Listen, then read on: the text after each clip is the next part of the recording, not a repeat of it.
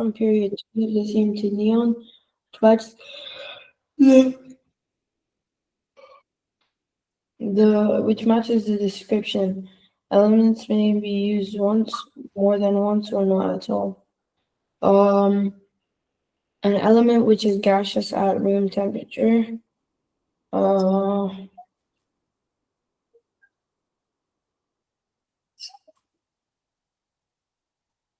In period 2, argon.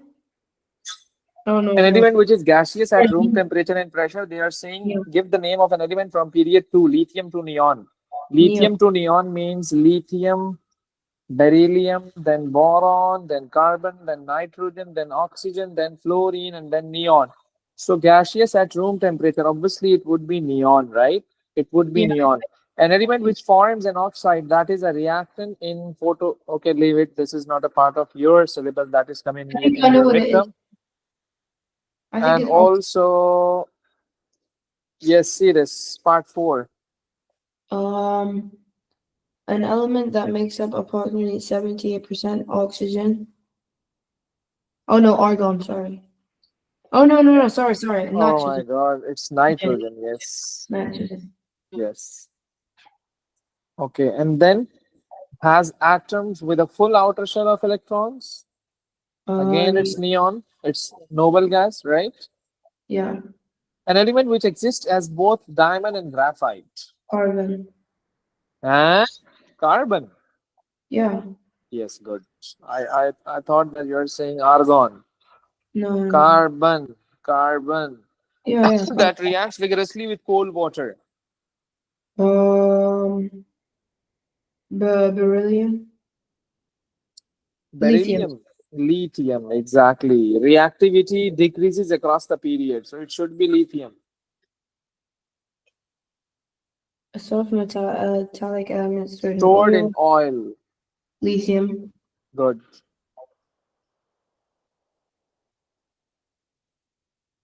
Give the formula of the compound that contains only boron and oxygen. BO2. BO, and obviously boron is in group 3, so it should be B2O3. Okay.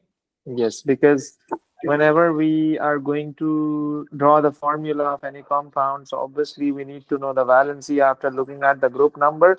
So we just swap the numbers. So that's why the formula for boron oxide is B2O3, right? Okay. Okay. Oh, yes. Lithium and nitrogen. So nitrogen is in lithium. So it will be Lin2. No. Can you tell me the group number for nitrogen?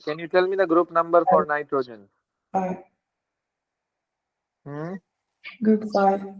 Group 5. So the valency for group 5 is 3. So that's why I would be writing Li3N. Since the lithium is in group 1, so the valency for group 1 is 1. So this is the reason the formula is Li3N. Okay? Okay. Yes.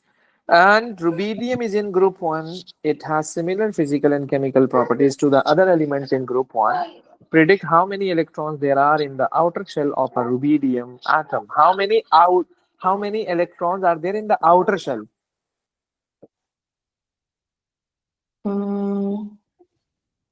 That's how many there are in the outer shell of rubidium. RB is 1. 1. 1, good. Because this is in group 1, right? Predict one physical property of rubidium which is the same as that of a transition element such as iron. Reacts vigorously with water. Oh no, sorry, shiny. Good. Good over here. It's shiny.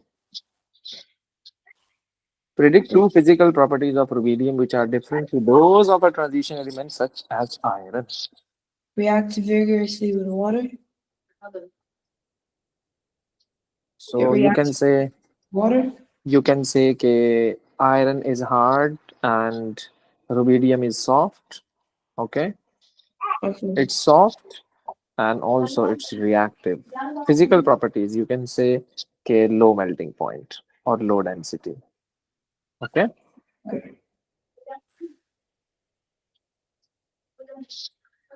Yes. State two observations that would be made when rubidium is added to cold water. Like they are asking observations. What you would be writing? What would be the color? So just theorization. It would react vigorously and give off hydrogen gas. Uh, it would be reacting vigorously. Yeah, So as a result of this reaction, what you would see? hydrogen gas Uh, being given off. Basically, yes. So you would see bubbles. Okay, bubbles would be seen. Bubbles would be seen, or you can say effervescence, fizzing due to the presence of hydrogen gas. Effervescence can be seen, or rubidium is a metal, is a solid. So rubidium metal disappears. Rubidium disappears.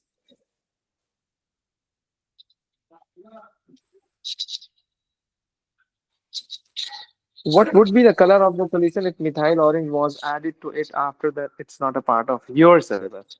And write a chemical equation for the reaction between rubidium and water.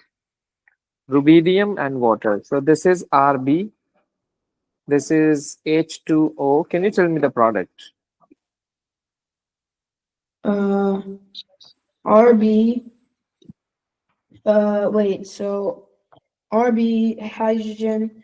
What group is hydrogen in? It's in. Wait. In group one. Oh, RBH2. No. RBH. No, H3O2.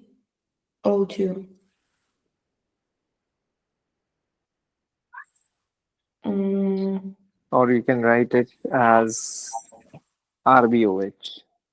It's simple RbOH, just like NaOH. Just Okay. like NaOH, it's a simple RbOH and hydrogen gas is released. Okay. Okay. Put the group 1 elements cesium, lithium, potassium, rubidium, cesium, sodium in their order of reactivity with water. Obviously, as we go down the group, the reactivity is going to increase. So cesium would be the most reactive, Mm-hmm. and then rubidium, Then potassium, then sodium. Wait, no, that's yeah. Then wait, potassium. potassium, then sodium, then lithium.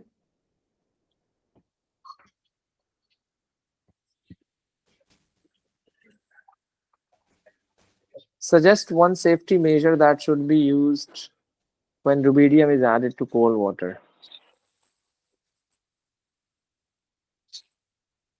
One safety measure that should be used and added to cold water. Safety goggles. So because the Good. water into your eye.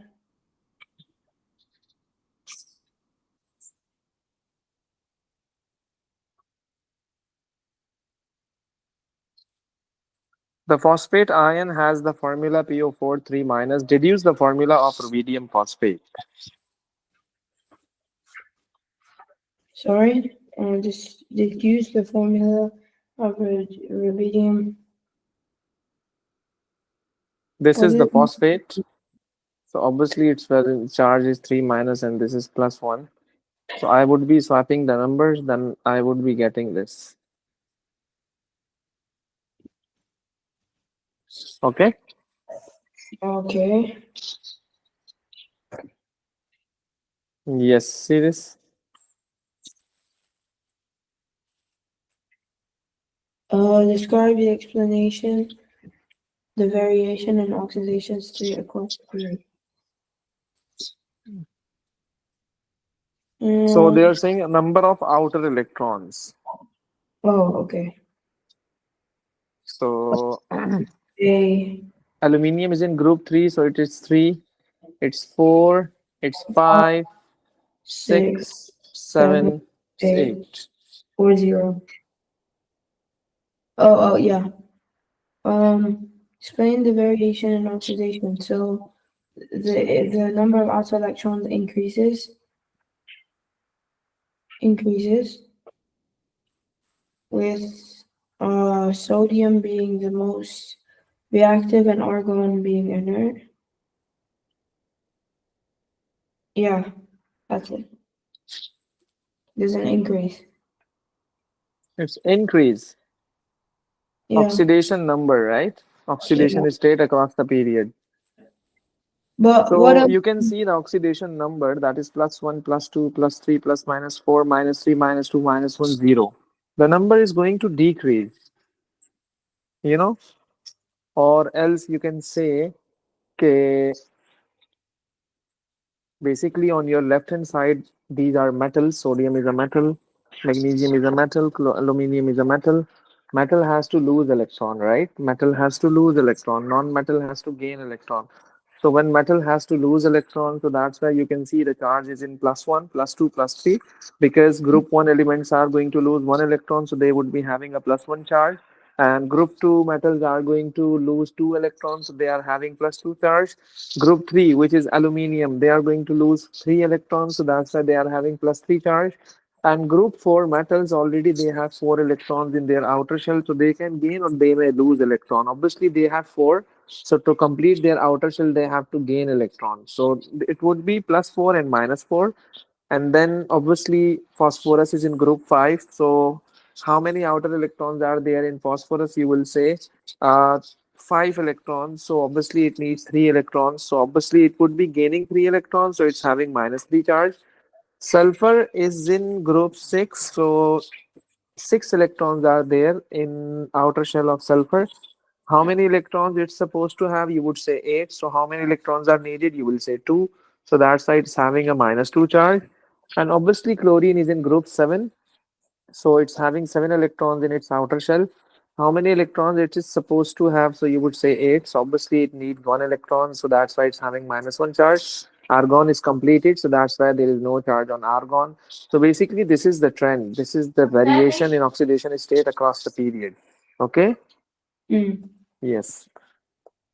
And explain why sodium, magnesium, and aluminum are good conductors of electricity. mm. Um, why they good conductors of electricity? Because they have one out. Oh no, they're metals, meaning that they have Or, or, they're transition metals. or they're transition metals, man. Yeah, I said transition metals. Oh, sure, Huh? sure. Yeah, I did. I said, wait, I don't understand right. Check it. Look at the periodic table.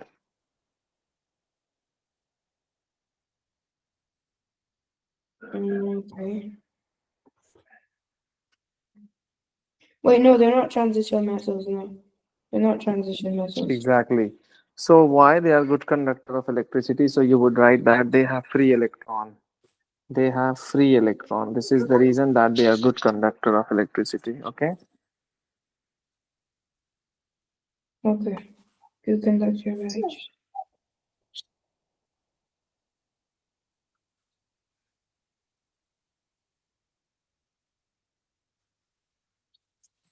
Which element exists as diatomic molecules of the type X2? Um, Very easy. water. Oh no. Oh man, What? diatomic molecule. Oxygen. Yes, O2, N2, Cl2, F2, Br2. Okay, these are diatomic, Okay. consist of two atoms.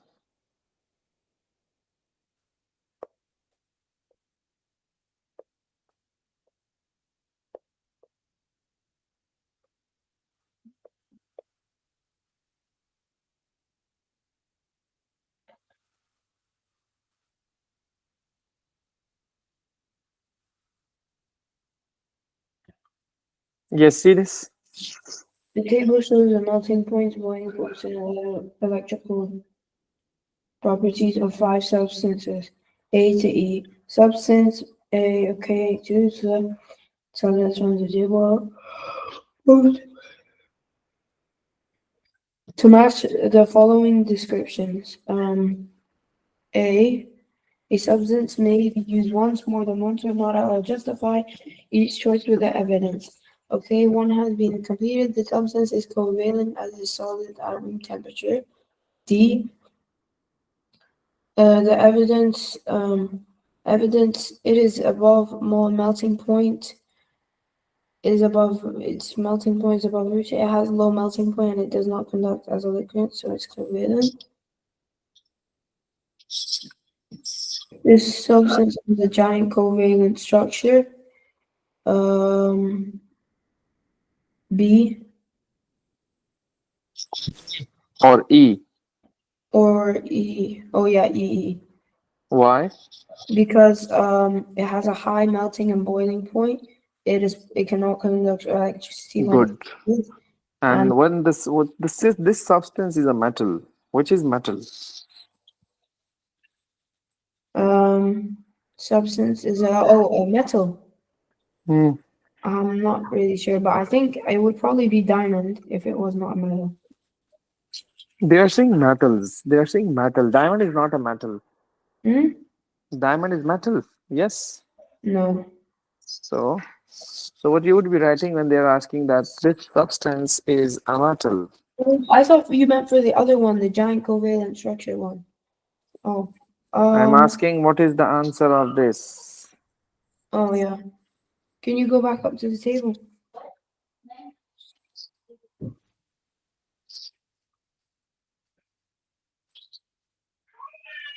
Okay. Which substance is a metal?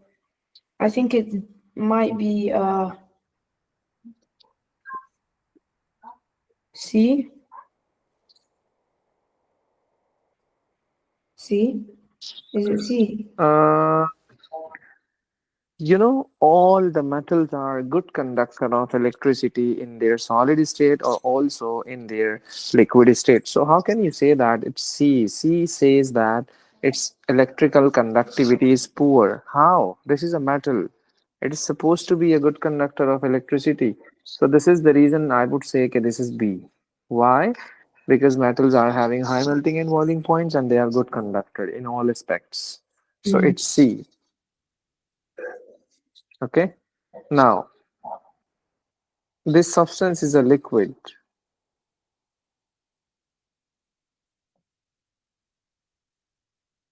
Now, see this liquid. At room temperature. So it would be A. A A would be it. liquid. Would it be A? Why? Because its melting point is -7, and it's a liquid at room temperature at 25 degrees. And what about their electrical conductivity? Electrical conductivity. It's poor. So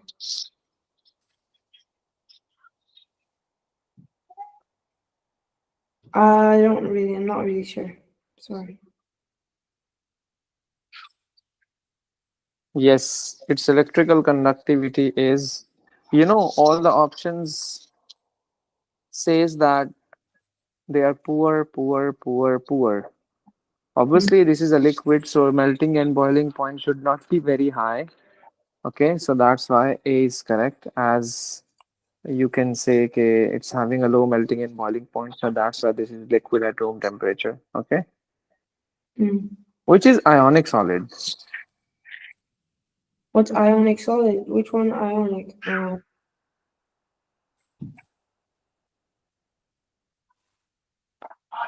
Is it B? Uh, B. Why you are saying that this is B? I told you that regarding ionic solid, they are bad conductor in solid state. but they are good Yeah. conductor in liquid state. I didn't see that. I think it's C then. It's B for ball. No, sorry. It's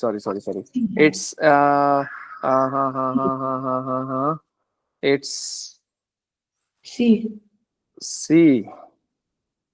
C. C. Yes, C is good. C is good. Yes.